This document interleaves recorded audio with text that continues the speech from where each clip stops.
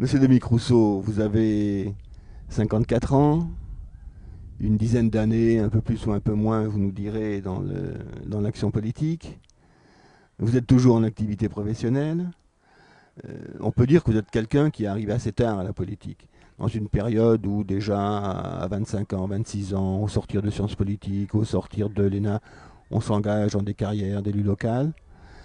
Qu'est-ce qui vous a amené, vous, à vous engager dans l'action politique à 40, peut-être 45 ans passés à peu près?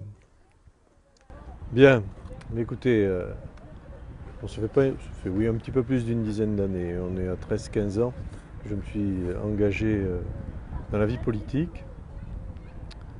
Je me suis engagé aux alentours des années 94-95 sur une liste conduite par Philippe de Noyelle au moment des municipales. C'est à cette époque-là que je suis rentré au Parti socialiste. Cet engagement est je dirais, le prolongement de toute une action que j'ai pu mener à un niveau professionnel, puisque comme vous le savez, je travaille dans le secteur du social. Et donc pour moi, c'était un prolongement de l'action que je pouvais mener auprès des personnes vraiment en grande difficulté, et véhiculant à cet égard tout un tas de valeurs au niveau de la solidarité.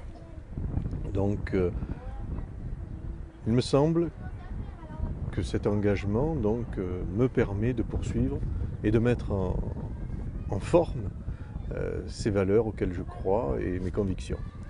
Donc il me semble que la politique est bien le lieu et le secteur qui peut permettre de réaliser tout ça. Donc je me suis engagé, Parti socialiste, auprès de Philippe de Noyelle, et puis par la suite, en tant que conseiller général, j'ai été élu conseiller général en 1998, réélu en 2004, et également conseiller régional à cette époque.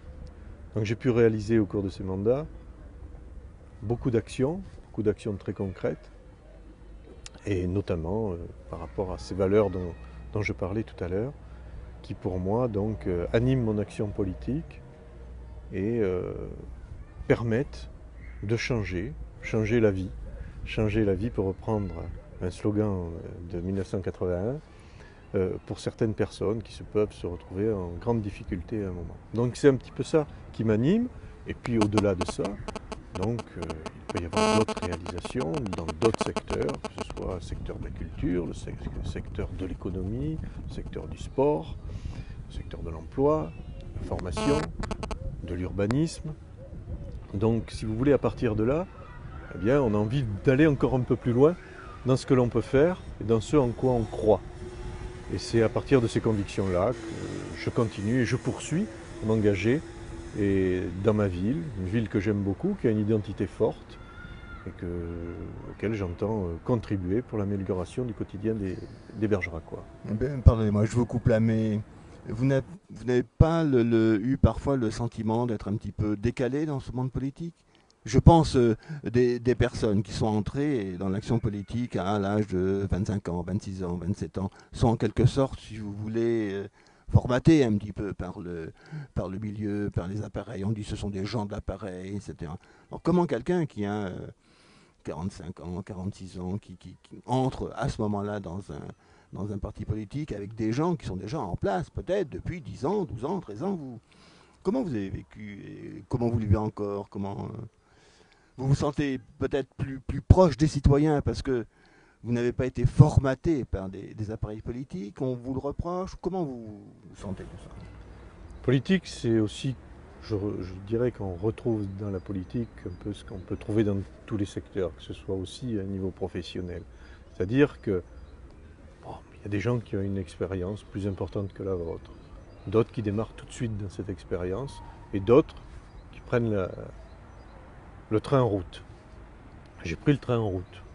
J'ai rencontré des gens, et je rencontre des gens qui ont une expérience politique intéressante, que je qualifierais de traditionnelle, et d'autres qui ont choisi d'en faire leur métier.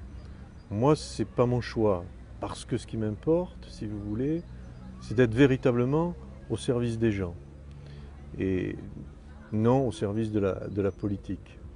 Donc j'ai bien choisi d'en faire un prolongement, ce que je vous disais, d'en faire un prolongement de mon activité professionnelle. Non au service de la politique, oui au service des gens. Oui, tout à J'ai fait. compris. Au service des gens, tout à fait.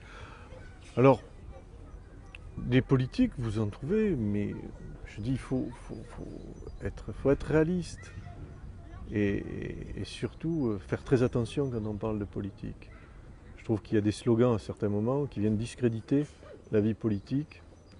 Et je trouve que c'est dangereux. La politique est quelque chose de tout à fait noble, réalisé par des gens qui ont des valeurs, des convictions. Alors peu importe le chemin qui a été choisi. Si on choisit d'en faire son métier, je crois qu'il faut se donner des limites. Si on ne choisit pas d'en faire son métier, là aussi il faut se donner des limites. C'est une question de choix, d'honnêteté intellectuelle et d'honnêteté par rapport aux personnes auxquelles on s'adresse. D'accord, votre propos est tout à fait intéressant. Et vous êtes né à côté de Bergerac, je crois, d'après ce que j'ai pu glaner comme information. Vous avez fait vos études à Bergerac. Vous connaissez donc cette ville, vous la connaissez depuis de nombreuses années. Je crois que vous y avez joué au rugby aussi. Enfin bon, vous semblez connaître les rues, les places, les gens qui ont vécu, etc. Alors si on prend cette période d'une trentaine d'années, une quarantaine d'années, quels sont, je dirais, les bons souvenirs ou les choses que vous appréciez encore dans cette ville, que vous aimeriez renforcer, conforter? Quels sont vos regrets en quelque sorte, puisqu'on peut dire que vous avez connu plusieurs maires. Et quand vous postulez justement à la magistrature de cette ville, après y avoir connu plusieurs maires, qu'est-ce que vous aimeriez faire qui n'a pas été fait? Oui. Ce que vous aimeriez garder, ce que vous aimeriez faire qui n'a pas été fait? Question importante. Vous le dites, je connais très bien Bergerac. Je suis né à quelques kilomètres d'ici, 20 kilomètres d'ici, à côté de la Linde, à Mozac exactement. Et j'ai passé toute ma jeunesse ici sur Bergerac. Et puis par la suite, je suis revenu à Bergerac pour mon activité professionnelle. Est-ce qu'il y a une rue est-ce qu'il y a une rue qui est emblématique pour vous? Alors, ma jeunesse, j'allais chez mes grands-parents à Bergerac, qui s'appelle la rue d'Avout, une rue qui est pas très loin d'ici. Donc derrière les casernes justement, qui porte ce nom, caserne d'Avout. Donc j'ai passé une grande partie de ma jeunesse, puisque je venais ici souvent en vacances et puis après pour mes études. Donc je connais bien Bergerac et je connais bien l'identité bergeracoise, qui se distingue très, très singulièrement et très particulièrement de l'identité d'autres Périgourdins, je dirais, d'autres habitants de la Dordogne. Périgueux est différent, Sarlat est différent. C'est une autre culture, une autre façon d'envisager les choses, une autre politique, d'autres rapports. Et on est ici à Bergerac frappé par cette identité bergeracoise. Les Bergeracois sont des hommes et des femmes qui tiennent beaucoup à leur ville, attachés à leur histoire, et qui sont toujours prêts à contester un petit peu ce qui se passe ailleurs. On a longtemps contesté la préfecture à Périgueux. Au niveau du sport, on a longtemps contesté Périgueux. Je pense au rugby, qui est culturellement très ancré ici à Bergerac. On a contesté Périgueux. On contestait aussi Marmande, qui est une commune pas très loin d'ici, même capacité au niveau des habitants. Donc les derbies étaient très